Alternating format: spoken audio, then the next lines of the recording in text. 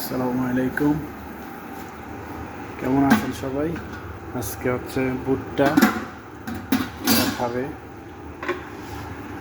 Phone 2 4 6 8 10 12 14 phone রেডিমে দিয়েছি আমাদের খাওয়ার জন্য।